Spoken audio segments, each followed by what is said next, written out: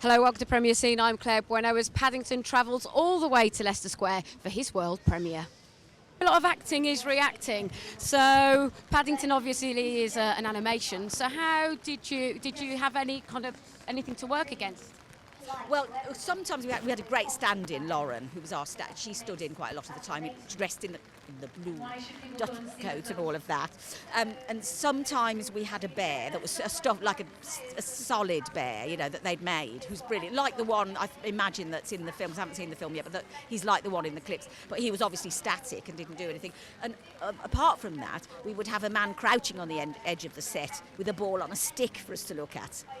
So very inspiring, and we would use our vast imaginations, of course, just to imagine Paddington.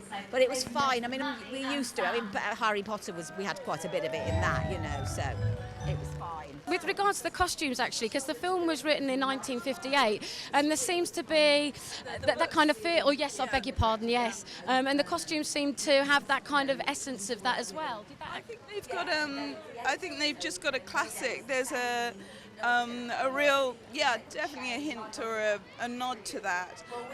But I think it's probably more about the aesthetic. I think Lindy Hemming with Paul, they discussed that, and that there was a sort of a nod to perhaps something, but classic. It's their classic clothes, and they're sort of.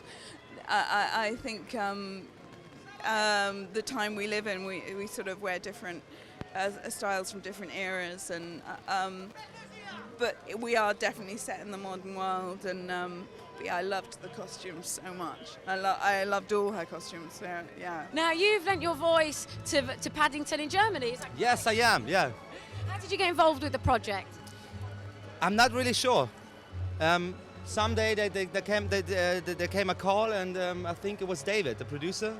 David Heyman, and I got the chance to do it, and I was really excited, and I love to work. What's it like for the process of you being acting and lending your voice to an animation?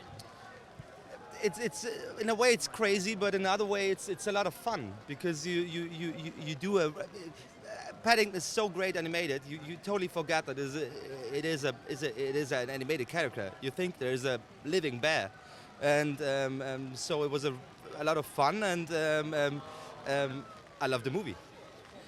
Is there something different that you have to do with your voice, because you're not having to physically act as such? Yeah. Does it put more pressure on your voice? No, not at all. It was I think so I spoke totally normal, but in a Paddington way. You have to see the German version. It's hard to describe. It's just amazing. This is a lovely story, isn't it? You must have been very excited to be a part of it. Well, for the first, I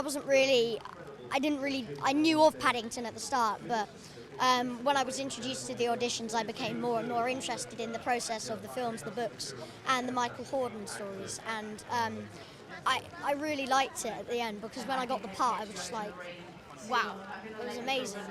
And you're working with such an incredible cast as well. You must have learned a lot from working with them. I must have, because the first film that I did was The Impossible. That was just an experience, really. And this film it's more of a lesson, because the people who I'm acting with, they're teachers. They're helping me with everything. How did you first become attached to the project?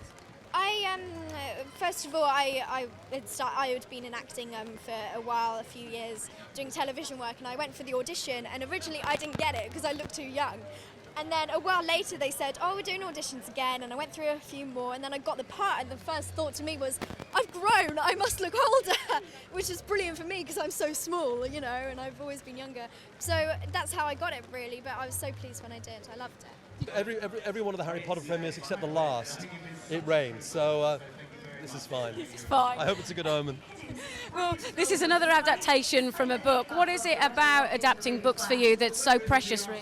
Well, I read a lot. I love, books are the foundation is so important to me, and I think have such a place in the world. And I hope the films will draw people to the books as much as the books draw people to the films. I think the key is to be true to understand why you're adapting a book and to be true to that spirit. Michael Bond's creation is so vivid and so beautiful and is filled with such a generosity of spirit, and I hope the film is filled with that, and I believe the film is filled with that. That kindness to strangers, that belief in the fundamental goodness of mankind, that's a lovely thing to put out into the world.